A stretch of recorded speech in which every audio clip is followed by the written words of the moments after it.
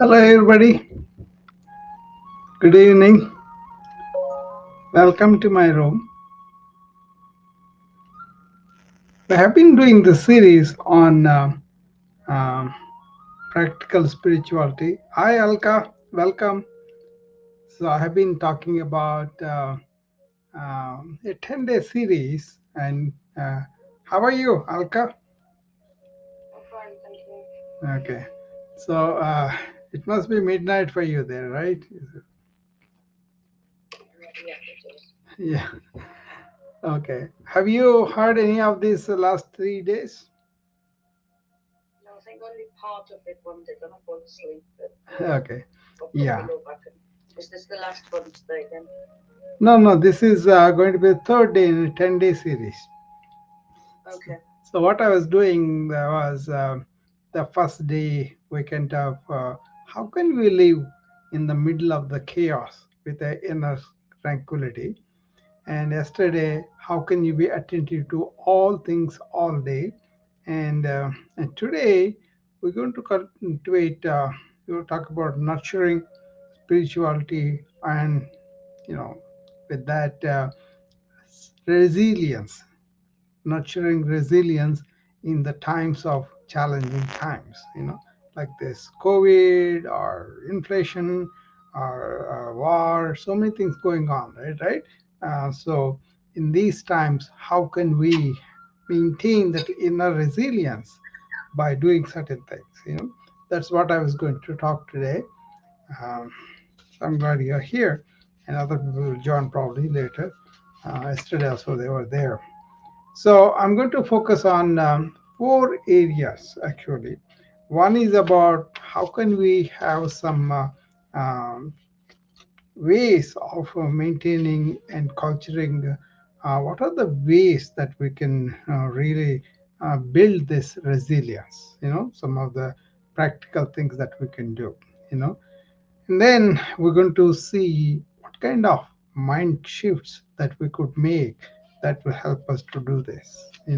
And also how can we build a social system, communications, and all the friendships, networks, and all that. How can we do that? And we can also see what are the systems that really help us to open up everything, right? So you can cultivate your own personality and cultivate some nurturing relationships and networks and have some techniques of building the reliance. It's a huge topic. I got a lot of videos on that before, so I have a lot of material to share, but I'm not going to go too deep into that, but just touch the four areas. Okay, maybe I'll do one or two today and then the rest of them tomorrow. There's no hurry, but I want them to really let. A lot of it is because I have been helping people to develop this resilience for burnout and stress. It has become the same thing in a vast way, probably in a more descriptive way. Basically, I have a lot of tools I give to my physician friends to build this resilience, to have that mind shift and also personal growth, and then communicate with the community. There's the four areas we really concentrate on. Each one again has three or four major areas we talk about, we discuss about. Okay, so this resilience, what I'm talking about, is not hard or cruel or something like a no heart, nothing. It is actually built on spirituality in the sense in your spirit you are unselfish and you are giving and you are not overpowering, but aiding people to develop this resilience from inside out. Okay, no power struggle, no ego dominance, but the person who is really giving spiritually is what we aim for. And also, my style is to guide them to reach their own inner reality rather than telling them just because you are a student, you follow everything. Maybe physical yoga, some of the breathings and all. But then when it comes to inner exploration, having a mind shift, having a personal growth, having these techniques that build up your psychological mental resilience, people have to do their own work. So that means you got to really turn inward and investigate who you are. Okay, it comes down to, but then it starts with simple practical things that everybody will focus on and will get that too. Okay, so that's where I'm going to go today, and really talk about as they go on. We can build upon this now, or if you have particular questions, we can go to. This resilience thing is such that you don't have to really adopt any particular religion, particular routines and all that. Also, don't have to believe anything, but you got to have an open mind and explore this knowledge, and then be knowledgeable about these inner matters, and that knowledge really brings a transformation. Okay, even if we approach everything like that, that's much better. Tomorrow, I think in the morning, 9:30 my time. So that will be afternoon for you, Alka. But there is somebody from India asking me to talk about what kind of therapy the Bhagavad Gita provides for somebody. So I have talked about this before, so I'm going to indulge in them, and then tell them what I think about American psychiatric system, our Western psychiatric system, and also what are the prevailing all the uh, you know false beliefs of the Eastern system, and in between, how can we moderns can take the wisdom of the ancients in a positive way and build the positive psychology in a way. That's what I was going to talk about tomorrow. That is my time, 9 o'clock, I think, 9 o'clock in the morning. So not tomorrow, I think Sunday. I'm sorry, Sunday, Sunday morning. Today is only Friday. Okay, so Sunday morning. Okay, okay, that's the upcoming program, but that's interesting because it is based on Bhagavad Gita. How the therapy that is so-called given here is kind of given through the understanding of what Gita is saying. Okay. I always ask people to read Gita by really observing their own inner self through Gita. And then Gita will be like a lifelong reference to whatever you want to do. Okay, that's where I'm not a practicing Hindu. I don't practice the rituals and all that, but I do study the knowledge that is hidden in that. Okay, that will be a valuable tool for culture and your resilience inside. But we will go into that more. Okay. Uh, First of all, let me be clear once again. What do I mean by practical spirituality? You know, People go about life just saying that I'm like this, I was born like this, or my condition shaped like this. For example, somebody is very angry, and he says it is his nature to be angry. He is born like that, or he was always like that. He was that is him. Those kind of descriptions, but they fail to realize that's all conditioning. That's not inbred. That is learned mostly. Maybe something coming from your genes, certain attitudes. But basically, is something that is learned can be unlearned. So that's what you want to go through a transformation of where you are. It could be kind of greedy, or it could be selfish, it could be cruel in treatment and thinking up with other people, or it could be just don't want to care about anything, uh, or it could be very lazy and all that, right? So many things are there in our people, maybe compulsively lying, or maybe trying to cover up their inadequacies by accumulating a lot of things. All those characters will come, right? What is spiritually is when you get rid of those in kind of limitations from our inner self and transform himself somebody like a unselfish, kind, compassionate, and contributing to the life of the earth rather than one particular institution or one particular way. So my spirituality is not really related with the belief systems. It's more about knowledge, inner inquiry, and having understood all that, that knowledge kind of makes you clarified on so many truths of life, and coming into life to express, to help people, so that their lives will be better too. But not in a business sense, but more like a spontaneous kinship with the other human beings, and trying to reach out to them and share what you have learned, what you have heard. For myself, I don't have to do any of these things. I can retire completely and stay and then do the dhyana, what our people talk about. But then Ramana Maharshi taught me you can go out and stay with this wisdom, and then teach that is whatever you can, and maybe contribute to the life. You see, what I see is with COVID, with all these struggles going on, many people having so many problems with the inflation, and so much division, so much political rivalry. It's chaotic if you look at it. Very, very bad things are happening.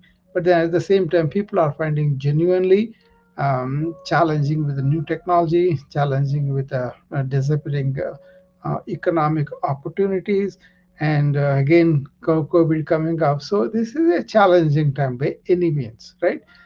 So how can you withstand with cultivating this resilience? This is the inner capacity or strength. And how can your daily life can be like that, so that you will first of all be healthy, not to get the disease that much. Even if you get it, you'll fight it better.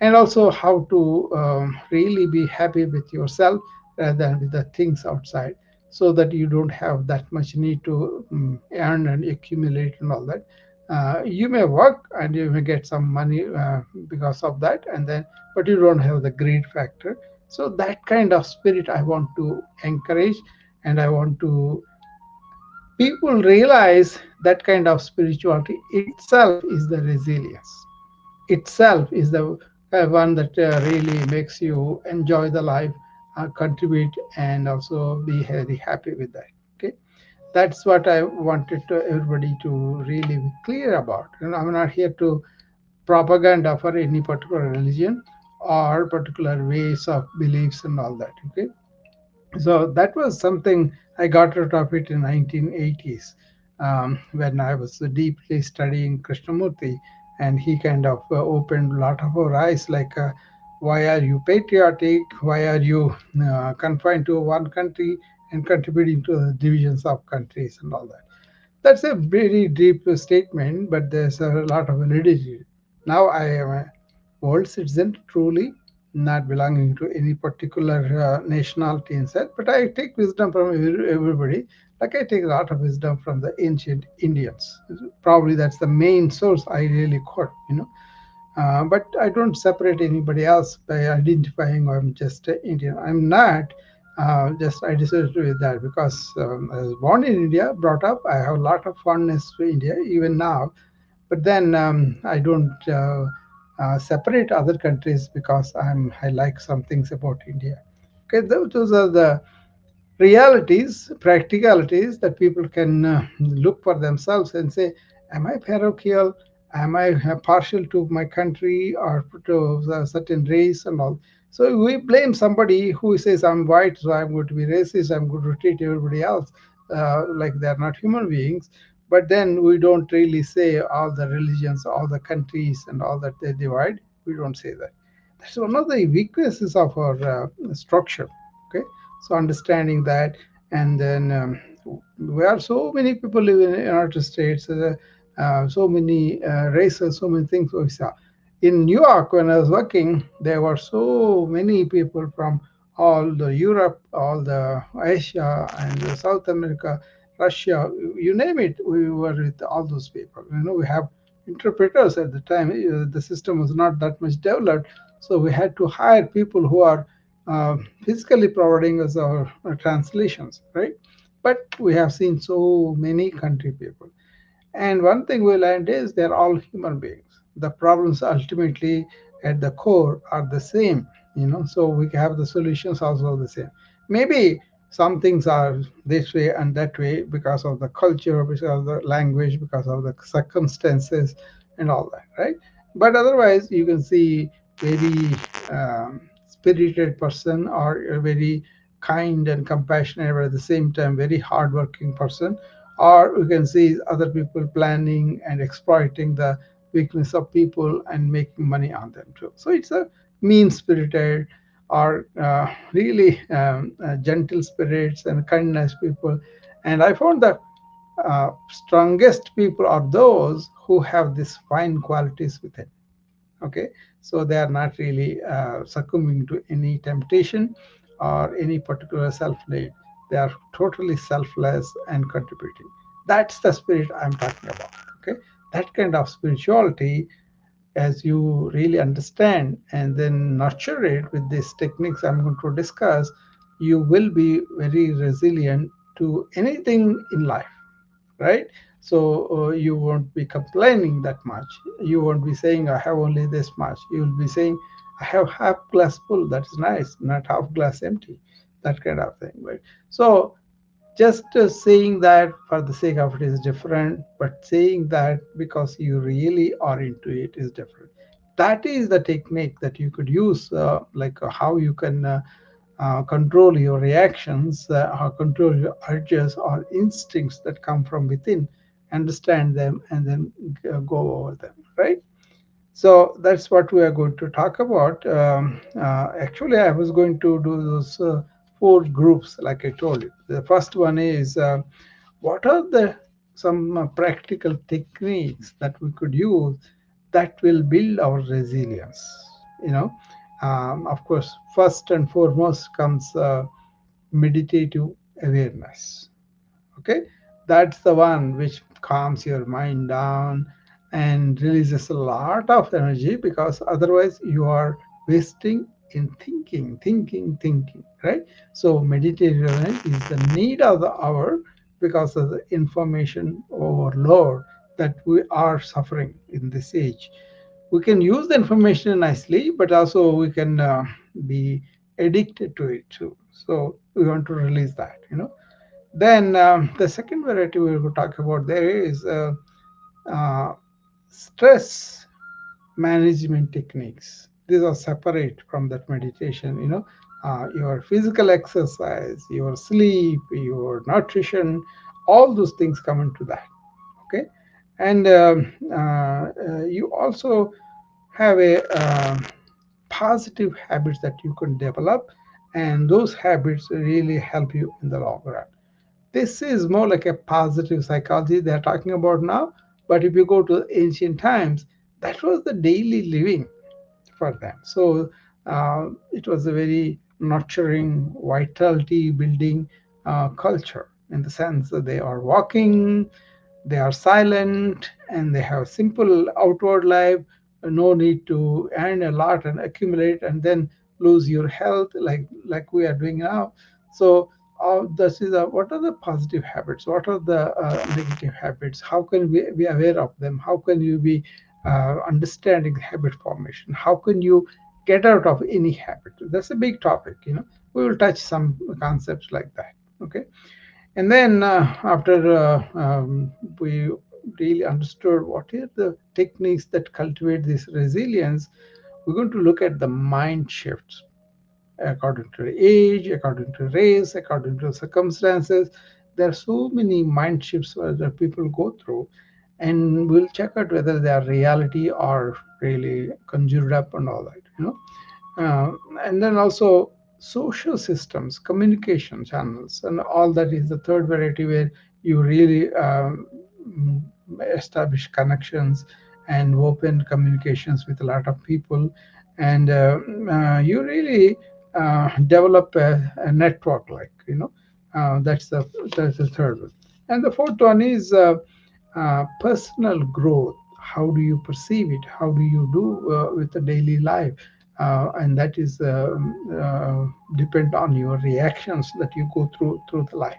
Okay, if you can do that way, it will be better. So coming to the first category, where we will develop what are the resilience building techniques Number one is, as I said, meditative awareness. It's not just mindfulness, it's not just a meditation, it's the meditative awareness. What does it mean? Suppose you are never doing any kind of sitting down and doing meditation. You are new to it and you don't engage in it. You say, I'm going to think continuously, and then more stuff will be given to me, and then I'll be going neurotic with my mind. No, then you say, oh, if somebody teach me how to calm myself down, or how to do some pill, that pill will calm me down, anxiety, all that neurosis that we see in the regular life. People go for the medications very quickly, and that may not be good for you in the long run. If you need it pretty badly, you are in a condition where your anxiety is really overwhelming you, no problem. Temporarily relieving it. What I have beef is, how come you leave them for years and years, and that medication changes the neurochemistry, and then you cannot withdraw them from those medications, that kind of. Okay, so if you are having this chartered mind, continuously talking mind, you got to develop a technique of at least let me get a control of it. The best times to do for that is transition times, where you are getting up from the nighttime sleep to the morning, and also you're going to sleep at the end of the day into the night sleeping. These two times you got to make a deliberate attempt of taking care of your mind. So it's basically mind management by meditative awareness. You got to be aware, and you got to be without thought. That's why it's called meditative, no thoughts, awareness, which is natural for you. Okay, so if you can start with that, and then empty the mind in such a way. I have talked about this so many times, right? What you do is, in the morning, don't let all the devices open up right away, and then don't let your thought go and pop the network. You can think about all of them later, but get up and take deep breaths, and be in touch with the life around you, and don't open the devices for half an hour to 1 hour. And then when you want to do, also you want to be consciously thinking, not doing mechanical thinking, and allowing the mind to go wherever it wants to go. Okay, that kind of meditativeness will not come just like that. Okay, so you got to start with where you are, and you got to sit down and try to close the eyes and be with that thoughts and everything, so that you can really quieten them. you know if you have too many thoughts, then focus on one thought, trying to do that. You may not be able to do only one thought, but that's okay. Just keep at it. Fix up the same time if possible, same place if possible, and then also leave everybody alone and be alone yourself. And then you can just start deep breaths and focus, and then see what thoughts are coming up, and just focus on them, and then go to one thought down the line. Maybe it will take 4 weeks or 6 weeks or 8 weeks. It doesn't matter. Essential thing is, every day you make time and you go and sit and do this, and as you're doing it, you will get the hold of it, right? And then you go to one thought, and you got to go beyond the thought into the absorption of awareness. Then you are aware without this thought wandering all over, but you are able to use your thought very efficiently. Okay, and once that is happening, then your mind will project a lot of thoughts that have been going on with you, that have become your habits, that have become your nervous roots, the wiring that happened because you're thinking the same thought again and again. So, and you are thinking of, for example, you have come from somewhere and you are in Texas, but you are in Florida before, and then you lived in Florida all your life. All the things that are related to Florida, the moment something splashes in your mind, they come flooding in. Okay, so in meditation, what you do is you let those things come in, and then kind of blew up in the air, like, okay, so like steam, it has come, and it has, because of the heat of the meditation, your focus, your concentration, your real earnestness, all those thoughts will be going away. If you indulge in them, again, you are giving force for the neurotic path. But if you suppress them, then that becomes a problem for you. So watch them, let them come and let them go. But you don't hold on to them, or you don't execute them, or you don't suppress them, right? So, this is one of the techniques that I teach people to really get their thoughts together and be focused, and also not be the victim of unconscious thought, or not being in the present, being in the past or the future. All those things come into play there. Okay, so that's what I want to say for today about. I gave you the description of all the four, but I'll be doing them slowly so that people can get a hold of it, because these are considered to be heavy subjects, but important subjects. Anything will come only after certain exertion, right? So you got to take these things I talked about, pose questions and investigate them by yourself.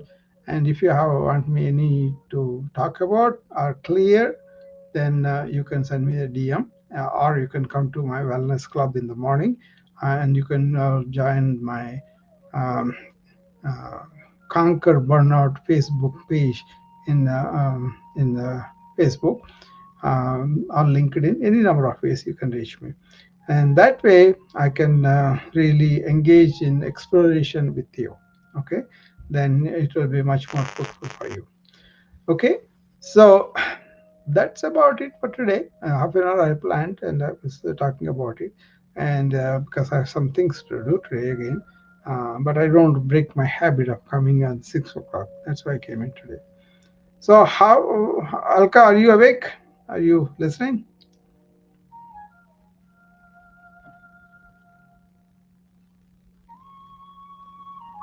Yes, I'm listening. Part listening, yes, definitely. Yeah, yeah. What do you think? Yeah, I think spiritual, definitely I got the first part of it. Yeah, It's not being religious. I always say that. yeah, In Indian, we say garam kiya. So that's what you do, is you yeah, do what your accountability and responsibility yeah. is. I And thought maybe this I is think, a need of the hour, because many people are mm, going through challenging times, and I hear that, right, all the time. So I just am reaching out, so just to maybe help a little bit. Wendy, I see in the audience. Hi, Wendy, how are you? How, and then Kim, Reggie, and Google Trim. So, anybody want to come up and ask me anything? You can. I will be closing the room in a few minutes anyway. So, if you have any questions or want to pose any doubts or any clarity you want, what I said, it's going to be a huge subject if you extend it. But if it you make it personalized, like what you want to do with this kind of transformation, you may be doing it with so many other ways. You can tell me that too. But taking some time trying to understand that there is something called inner resilience that can be cultivated. There are so many ways about it. That's important, right? This is my part of my uh, proactive wellness, where you could understand how the suffering is generated, how our own minds go different ways, how can we control them. All that is part of that. Okay, so I teach this developing inner resilience to handle the burnout of the physician nurses. But from that, it evolved to IT professionals and now corporate leaders. So many people, right? Um, we also talk about enhancing the human and enhancing the being. There are two things with the human being. So you got to understand the human is more like bodily problems, mental problems, and psychological problems, adjustment problems, and all that. But then, if you want to go deeper into spirituality, it is the being that you want to stay in, It's the being you want to understand and feel and really be there. Okay, it's totally different things, you know. So I will talk about the second part of this first, the how can you develop resilience techniques. What are the techniques that are used? One of them is how do you calm your mind, how do you really understand the mind movement and understand how the mind can be out of your control. So that's what we talked about a little bit. I know this is a big discussion. If you want to go to meditative awareness, it's not about mindfulness, is not about just a simple act of meditation, but being aware all the time so that your mind is not in thoughts. Okay, so that's very important to understand. I'm like that.